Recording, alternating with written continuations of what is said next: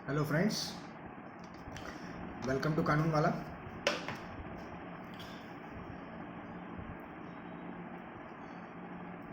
ना हम लोग 299 पर डिस्कस करेंगे, सेक्शन 299 ऑफ आईपीसी। इस पे हमारा डिस्कशन रहेगा। 299 पे अगर हम लोग बात करें तो देखिए, हम लोगों ने जो 299 और 300 वाला वीडियो है, ये उसी का एक्सटेंशन है। उसमें हम लोगों ने पढ़ लिया है कि हमको सबसे पहले, अगर आप अपन शॉर्ट रिव्यू ले लें, तो इंटेंशन होना चाहिए मारने का, बॉडीली इंजरी होना चाहिए, इंजरी। उसके बाद इंटेंशन और बॉडीली इंजरी के साथ में तीसरा पॉइंट क्या है? तीसरा पॉइंट है कि जो इंटेंशन और वो हो, उसका नॉलेज होना चाहिए। ठीक है, कि उससे सच बॉडीली इंजरी होगी जिसके कारण डेथ होगी, या इंटेंशनली डेथ हो रही है। ठीक है, तो ये तीनों चीज़ें जब होती है तो हम बोलते हैं कल्पेबल होमिसाइड है। उसके अलावा हम लोगों ने एग्जाम्पल भी देखे। एक तो हमने वो गड्ढे वाला एग्जाम्पल देखा कि जहाँ पर लकड़ियाँ बिछा दी गई थी। दूसरा हमने दो झाड़ियों वाले एग्जाम्पल देखे कि एक में किसी दूसरे ने बोला था, बोले कि वहाँ पे गोली चला दो। दूसरे में वो बर्ड चुरा के ले जा रहा था। हमने एग्जाम्पल भी, एक्सप्लेनेशंस भी देखे। एक्सप्लेनेशंस भी हमारे लिए बहुत इंपॉर्टेंट है। एक्सप्लेनेशन 1 हमने देखा, एक्सेलरेट टू डेथ वाला। दूसरा हम लोगों ने देखा कि प्रॉपर स्किलफुल ट्रीटमेंट से वो बच सकता है। और तीसरा हमने देखा अनबॉर्न चाइल्ड वाला। ठीक है, तो ये हम लोग देख चुके हैं फिलहाल तक। यहाँ हमने बेयर एक्ट पे कंप्लीट कर लिया। अब हम लोग थोड़ा सा नोट्स पे जाते हैं, बुक्स वगैरह को रेफर करते हैं कि कौन सी बुक्स वगैरह में किस टाइप से करा गया है, क्या करा गया है। तो हम लोग कोई एक बुक को रेफर नहीं करते हुए हम लोग एसेंस लेंगे, थोड़ी थोड़ी चीज़ें ना। इंटेंशन क्या है? इंटेंशन जो है वो किसी व्यक्ति की ऐसी कार्य है जिससे कि वो जानबूझकर किसी को कुछ चीज़ क्षति पहुंचाता है, उसको हम बोलेंगे इंटेंशन। क्लियर? जैसे यदि कोई व्यक्ति जानबूझकर भरी हुई बंदूक से गोली चलाता है तो ऑब्वियसली बात है उसका इंटेंशन जो है वो मृत्यु कारित करने का ही है। क्लियर? अगर हम इंग्लिश लॉ में देखें तो हम लोगों ने जो थर्ड एग्जाम्पल पढ़ा, इसको हम लोग थोड़ा सा इंग्लिश लॉ से भी देखते हैं मिला के। देखो, यहाँ हमारे यहाँ पे क्या है कि चाइल्ड वाला जो एग्जाम्पल है, चाइल्ड वाले में हमारे यहाँ पर केवल अगर कोई पोर्शन, सपोज करिए हाथ बाहर आ गया, पैर बाहर आ गया, सिर बाहर आ गया, भले ही से उसने सांस नहीं ली है, तो भी वो कल्पेबल होमिसाइड में नहीं आता है। अगर आ गया है, बाहर आ गया, तो फिर कल्पेबल होमिसाइड में आएगा। अगर नहीं आया है तो वो नहीं आएगा। ठीक है ना? थोड़ा शायद मैंने उल्टा बोल दिया। अगर कोई पोर्शन बाहर आ गया है मदर्स वॉर्म से, तो फिर वो कल्पेबल होमिसाइड में आएगा, अन्यथा नहीं आएगा। मदर वॉर्म में वो कल्पेबल होमिसाइड नहीं होगा।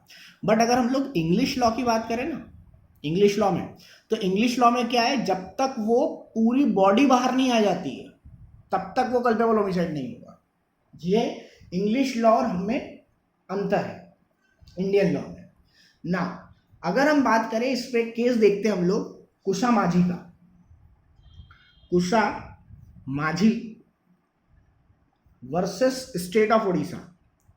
स्टेट ऑफ उड़ीसा का केस देखते हैं हम लोग ना। कुशा माझी वर्सेस स्टेट ऑफ उड़ीसा में देखें कि मृतक ने कुछ खड़ी खोटी सुनाई किसी व्यक्ति को, ठीक है, मछली पकड़ने की बात को। इस बात पर जो एक्यूज्ड पर्सन था, उसने कुल्हाड़ी से अपनी माँ के कंधे पर, हालांकि ये बाप बेटे थे, ये जो फादर था उसने बच्चा जो था वो शिकार करने नहीं जा रहा था, मछली पकड़ने नहीं जा रहा था, तो पापा ने चिल्लाया, तो वो बेटे ने बाप के ऊपर प्रहार कर दिया कुल्हाड़ी से। प्रहार के पूर्व अभियुक्त का आशय अपनी मां की हत्या करना नहीं था, पर अब बीच में उसकी मम्मी आ गई और उसने उसकी मम्मी के कंधे पर प्रहार किया था और उससे पहले उसका प्रहार करना नहीं था, इसलिए उसको क्या माना गया, 299 में कल्पेबल होमिसाइड। तुषा माझी वर्सेस स्टेट ऑफ उड़ीसा, ये केस है 1985 का ना। अभी दूसरे हम लोग देखें तो केतादी मंडल का भी हम लोग केस देख सकते हैं। केतादी मंडल ये 1897 का केस है और बहुत इंपॉर्टेंट केस है। इसमें क्या हुआ था कि 9 वर्षीय पत्नी जो थी उसकी पीठ पर नंगे पैर से उसने प्रहार किया, मतलब बेयर फुट से उसने लात मारी, वो जमीन पर गिर गई, तुरंत उसकी मृत्यु हो गई। अब लड़की छोटी थी, उसकी डेथ हो गई, उसकी वाइफ थी, वो हस्बैंड ने मारा, तो वो नॉर्मल कोर्स ऑफ बिजनेस में वैसा नहीं होता, नॉर्मल कोर्स ऑफ नेचर में। क्लियर? तो इसको क्या बोला गया कि ये 304 का मामला है, culpable homicide not amounting to murder का। ठीक है, तो इसको 304 में लिया गया था। फिर अपन बात करें लक्ष्मण कालू का केस भी ऐसे ही है। लक्ष्मण कालू में क्या था कि व्यक्ति अपनी वाइफ को लेने ससुराल गया था, कुछ माथा बच्ची हो गई तो उसने साला जो था, ब्रदर इन लॉ, मतलब वाइफ का ब्रदर, उसको मार डाला। यहाँ पर भी 304 का ही मामला बना था। श्री नारायण का केस भी वैसा ही है। श्री नारायण का केस भी देखें तो वो व्यक्ति जो था वो मारा तो लकड़ी से था, पर उसकी मतलब ब्लड ज़्यादा बहने के कारण जो लड़की थी वो बेहोश हो गई, और बेहोश होके उसको लगा कि वो मर गई है पत्नी, उसने उसको आग लगा दी। बाद में पता चला कि वो जलाने से उसकी डेथ हुई है। ठीक है, तो उसको 302 में ना मानते हुए 304 में माना गया। क्लियर? ये हमारे कुछ इंपॉर्टेंट पॉइंट थे apart from the bare act.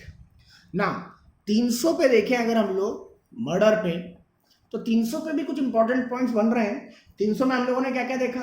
300 के एसेंशियल चीज में हमने पढ़ा इंटेंशन, दूसरा हमने पढ़ा बॉडीली इंजरी, इसके अलावा हमने देखा कि वो नॉर्मली कोर्स ऑफ नेचर में, ठीक है, नॉर्मल कोर्स ऑफ नेचर में वो जो इंजुरी हो वो डेथ कर सके, ऐसी होना चाहिए, तो ही जाके वो मर्डर रहेगा। और चौथे पॉइंट में हमने देखा कि वो इन ऑल प्रोबेबिलिटी, वो जो चोट है वो मृत्यु कारित कर दे, तो हम बोल सकते हैं कि वहां पर वो फिर मर्डर रहेगा। ठीक है, और इसके हम लोगों ने एक्सेप्शन भी देखे थे। एक्सेप्शन कौन कौन से देखे थे? पहला हमने देखा था ग्रेव एंड सडन प्रोवोकेशन। तो प्रोवोकेशन में हम लोगों ने 3 एक्सेप्शन भी पढ़े थे। उसके क्या क्या 3 एक्सेप्शन पढ़े थे हमने? पहला एक्सेप्शन था उसका कि जो प्रोविजो था उसमें बोला गया था कि अगर सेल्फ मेड है, अगर वॉलेंटरली है तो फिर नहीं माना जाएगा। दूसरा बोला गया था कि वो पब्लिक सर्वेंट के अगेंस्ट में है, लॉफुल अथॉरिटी में, तो भी नहीं माना जाएगा, या फिर वो प्राइवेट डिफेंस के अगेंस्ट में, तो भी नहीं माना जाएगा। इसका सेकंड जो था वो ये था कि अगर जो प्राइवेट डिफेंस का एक्सेसिव हो गया, एक्सेसिव प्राइवेट डिफेंस, अगर प्राइवेट डिफेंस एक्सेसिव हो गया तो वो भी क्या आएगा? कल्पेबल होमिसाइड में आ जाएगा। तीसरा पब्लिक सर्वेंट वाला था कि पब्लिक सर्वेंट ने एक्सीड कर दी पावर, ठीक है, पब्लिक सर्वेंट ने पावर एक्सीड कर दी। चौथा था सडन फाइट वाला, पर ये प्रीमेडिएटेड नहीं होना चाहिए, तो सडन फाइट अगर कुछ हो जाती है और उसमें किसी की डेथ हो जाती है तो कल्पेबल होमिसाइड होगा। पांचवा था कंसेंट वाला। तो ये तो हम लोग देख चुके थे। अब इसमें हम लोग देखते हैं कि केस लॉज हम लोग कैसे देख सकते हैं और क्या चीज़ होती है। जैसे हम लोगों ने ग्रेव एंड सडन प्रोवोकेशन की बात करें तो के एम नानावटी का केस, रुस्तम मूवी, ठीक है। फिर हम बात करें एक्सेप्शन 2 के केस के बारे में, तो देवा वर्सेस राजस्थान का केस है, ठीक है। चोर चोरी के लिए भाग रहा था, चोर करके भाग रहा था, घर के मालिक ने उसे मार डाला, ठीक है।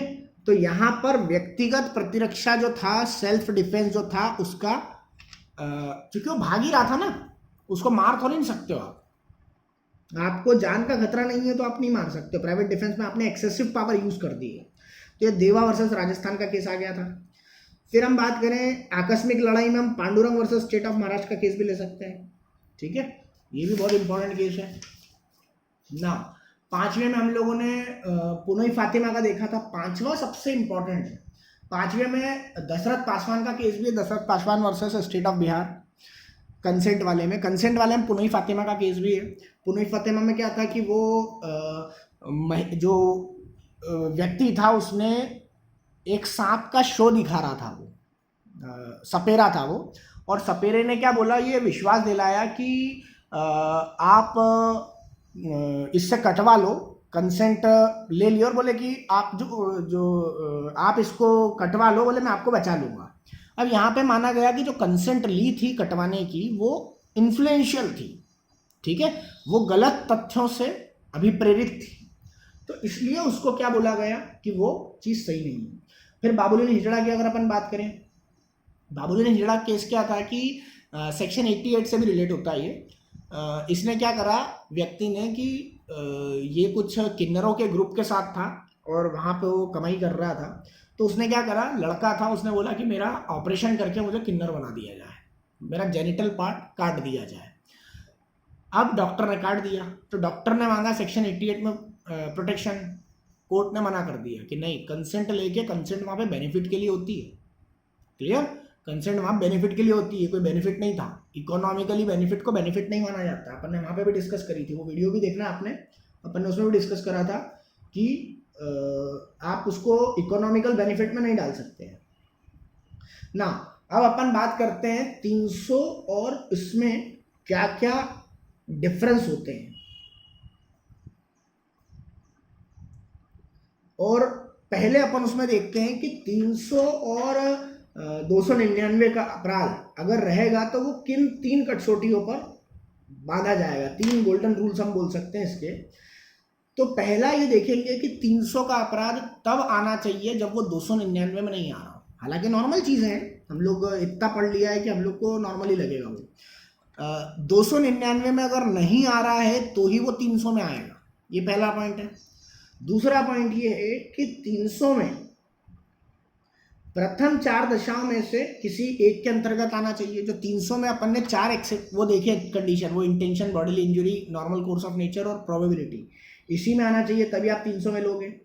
और उसके अलावा वो किसी अपवाद में नहीं आना चाहिए, 5 जो एक्सेप्शन है, तो ही जाकर आप 300 में लोगे। तो ये अगर पैरामीटर आप हर बार देखोगे तो आपका कभी आंसर गलत नहीं होगा ना। इसी में अपन इसका डिफरेंस देखें, 299 का डिफरेंस देखते हैं 300 से। तो सबसे पहला इसका लीजेंडरी केस जो है वो आर वर्सेस गोविंदा का है, उसके बगैर अपन डिफरेंस बात ही नहीं कर सकते हैं। 1876 का केस है आर वर्सेस गोविंदा। यही हम बोल दें कि यही केस अगर अपन ने लिख लिया डिफरेंस में तो ये बहुत है। इसमें लॉर्ड मेलविल थे, जज जो थे उनका नाम क्या था, लॉर्ड मेलविल। तो लॉर्ड मेलविल जो थे उन्होंने आर वर्सेस गोविंदा में क्या था, केस का अपन फैक्ट्स देखे कि एक 15 साल की वाइफ थी, 15 साल की वाइफ को मारा और उसके छाती पे पैर रख दिया, वो मर गए, 2-3 मुक्के मारे। यहाँ पर नॉर्मल कोर्स ऑफ नेचर में डेथ नहीं होती है, पर उस 15 साल की बच्ची की डेथ हो गई। तो यहाँ माना गया कि वो 299 में आएगा, ना कि 300 में, क्योंकि इंटेंशन मारने का नहीं था, लैक ऑफ इंटेंशन है ना।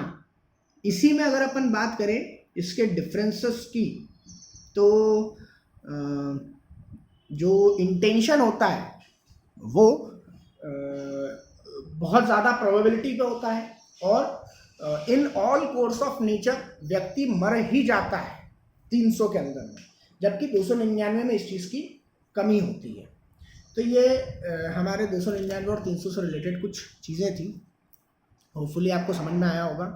अगर आपको समझ में आया है तो प्लीज़ कानून वाला को लाइक करिए, शेयर करिए, सब्सक्राइब करिए। Thank you.